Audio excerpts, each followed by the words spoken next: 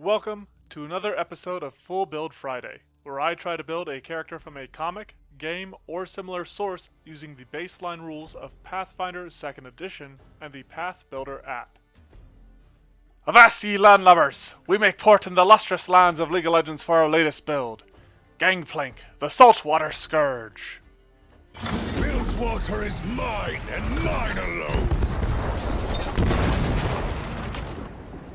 Naturally, we start out by establishing some build goals for the savage, salty, and specifically short and scurvy sea dog. Gangplank is a native of Bilgewater, a haven of pirates and sailors, and was its former ruler, a brutal king until he was deposed and thought killed by Sarah Fortune. He survived this attempt and plots to return to reclaim his place and wreak his vengeance on all those who crossed him. A melee champion, he's defined as a specialist that doesn't fit in any of the typical roles associated with the champions in League of Legends. His Trial by Fire passive periodically ignites his next attack, dealing damage over time, and granting him a momentary boost to his speed. He can apply this with strikes from his sword or with his Parlay ability, which fires a shot from his hand cannon and applies on-hit and on-attack effects, as well as granting him extra gold if it kills a target. Remove Scurvy allows him to eat citrus, whether it be oranges or Bilgewater bitters, that heal him and cleanse him of any crowd control. Powder Keg gains charges that he spends to place one at a location. If he can destroy the keg with an attack or parlay, it explodes to damage and slow enemies caught in the area. This can also spread to other nearby kegs. His ultimate is Cannon Barrage, in which he signals his ship offshore to bombard a target location, dealing damage in waves but that he can further upgrade. He can add effects such as creating an area of central damage and a greater slow, more waves of cannon fire, and increased movement speed for Gangplank and his allies. He is also featured in Legends of Runeterra, where he makes powder kegs and, after leveling, deals damage to all enemies and the Nexus whenever he attacks. That covers the core of our cruel, callous Corsair, so let's take a dive into the details.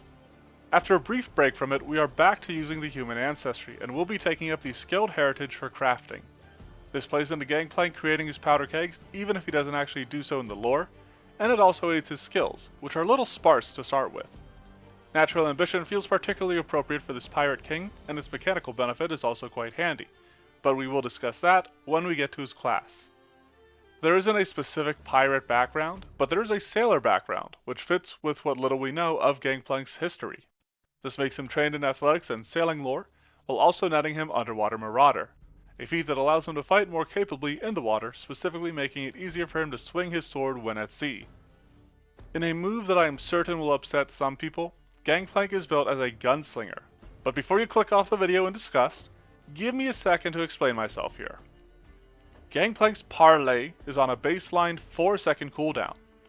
Rounds in Pathfinder are 6 seconds, so with a reload trait, that about matches up. Secondly, in model and art, Gangplank is carrying that big old cannon of his around as much as he is carrying his sword. And on top of all that, one of his iterations in teamfight tactics was even a gunner. Now he does specifically use the way of the Drifter so that he can regularly mix in melee with his combat style, especially when he picks up sword and pistol with his first class feat. This encourages him to alternate between his attacks, as will his Drifter way. From his Natural Ambition, he also takes Munitions Crafter, which gives him alchemical crafting, and would make him trained in crafting if he wasn't already. More importantly, in addition to producing bombs, he can use this to make elemental ammunition, a type of alchemical ammunition that deals persistent fire damage, resembling his Trial by Fire.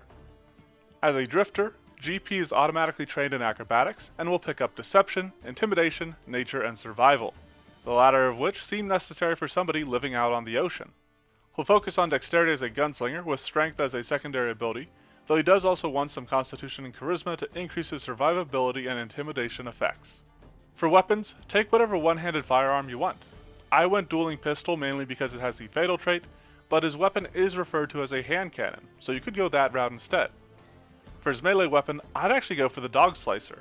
It's a one-handed D6 weapon with the finesse trait, letting him use a higher attack bonus, and it also has the agile and backstabber trait, which benefits significantly from the sword and pistol when he's facing an enemy that doesn't have reactive strike. At second level, there's actually 2 standout options: Warning Shot and Dual Weapon Reload. The first of these will let Gangplank demoralize without needing to share language, and even shares a name with one of the cards that he's associated with in Legends of Runeterra. But his effects become somewhat superfluous if he takes Intimidating Glare as a skill feat, which is something I would do at this level. Fear isn't usually a part of Gangplank's kit, but as a pirate captain that very obviously takes some inspiration from good old Blackbeard, it is one of the primary ways over which he rules his crew within the lore.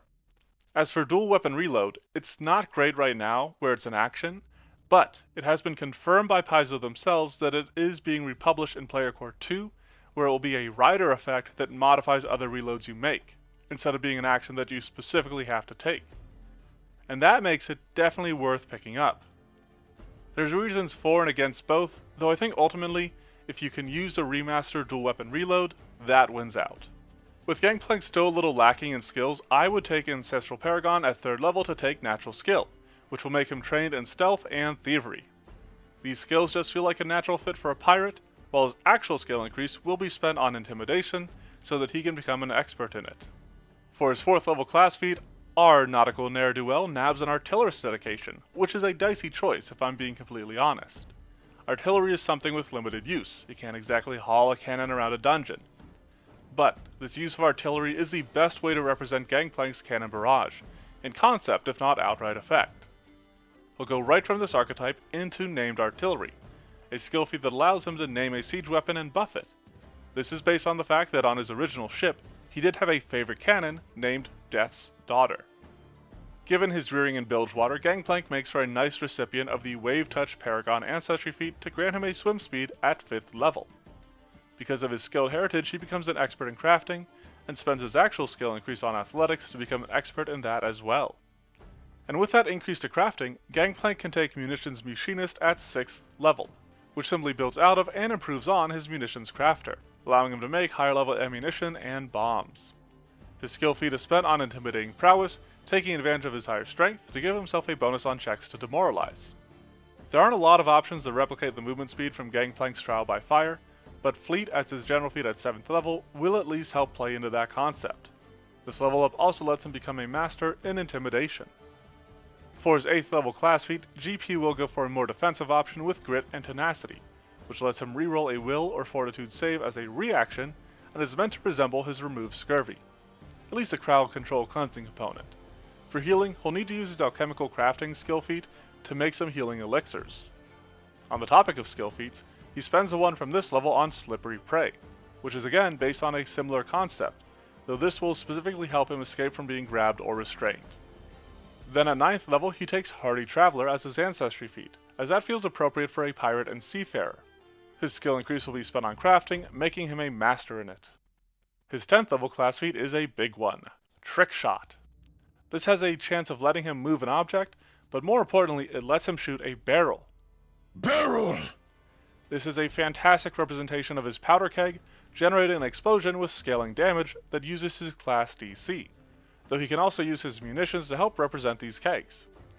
For his skill feat, he grabs Terrifying Resistance, playing into the intimidation this build uses, while also making him more resilient to debilitating effects, again, based on his Remove Scurvy.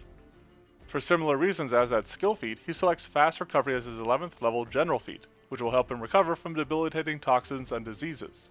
While dual wielding precludes Gangplank from using any of its usual maneuvers, climbing and swimming seem rather important for a man who spends his life aboard a ship, and are the main reason to increase his athletics to master with this level's skill increase.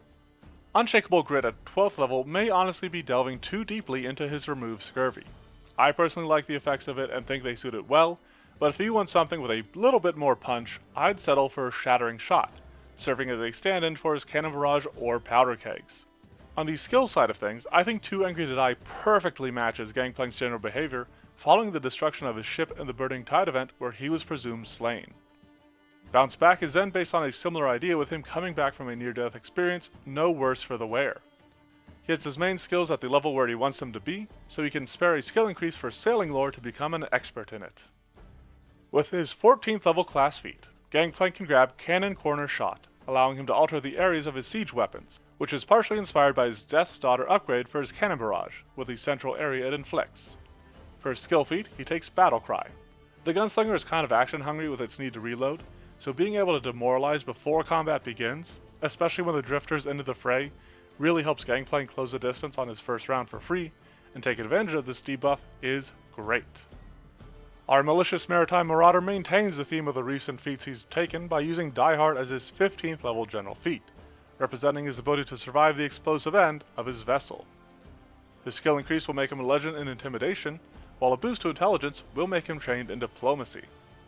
Master Siege Engineer is the earliest class feat I know of that makes you permanently quickened, coming in at level 16, but having a very limited usage with it only interacting with siege weapons.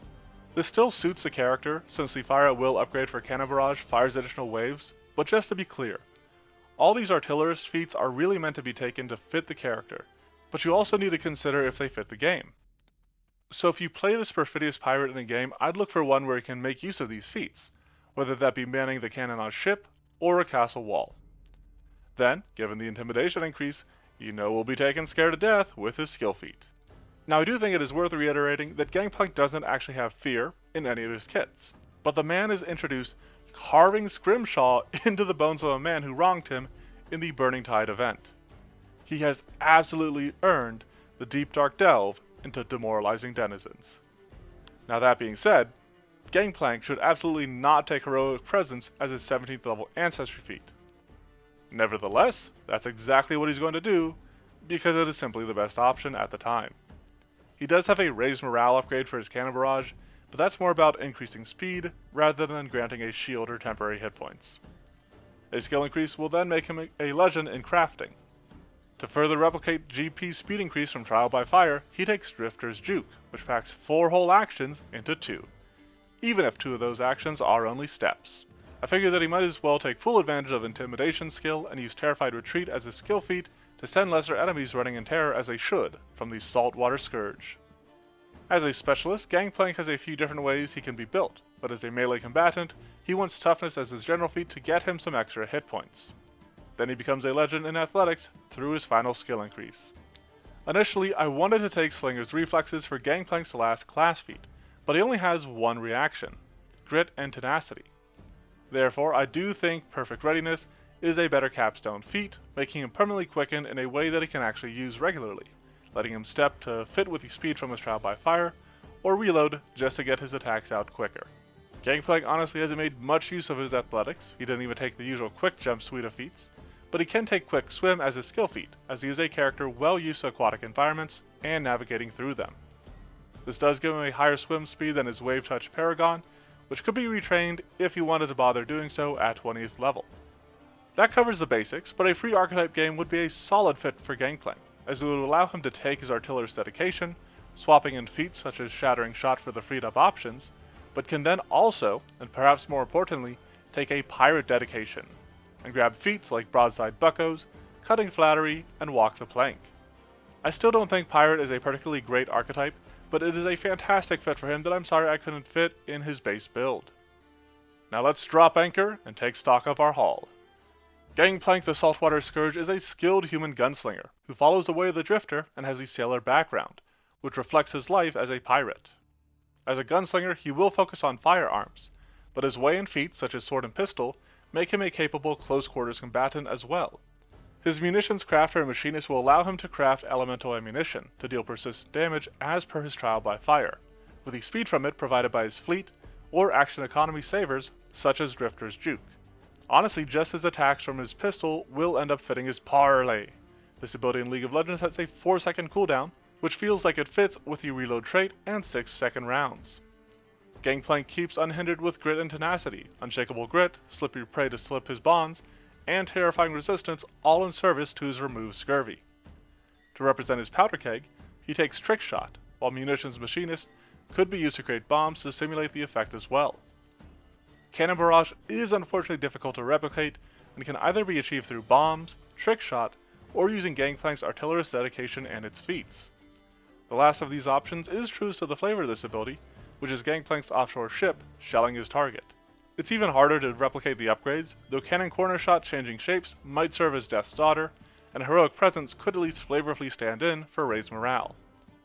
As a character that actually died within the story of League and was even temporarily disabled, Gangplank has returned with a vengeance thanks to his Bounce Back and Too Angry to Die feats. Presumed perish, this perfidious pirate plots and plans, placing potent powder aplenty to propel his power to previous positions, while placing his prosecutors in peril. You can head over to the blog where a breakdown of this build includes a few more character sheets as well as some item suggestions for each level. That, along with the Monster Monday Twitter and Discord, are linked in the description below. Thanks for watching, and have a fantastic Friday.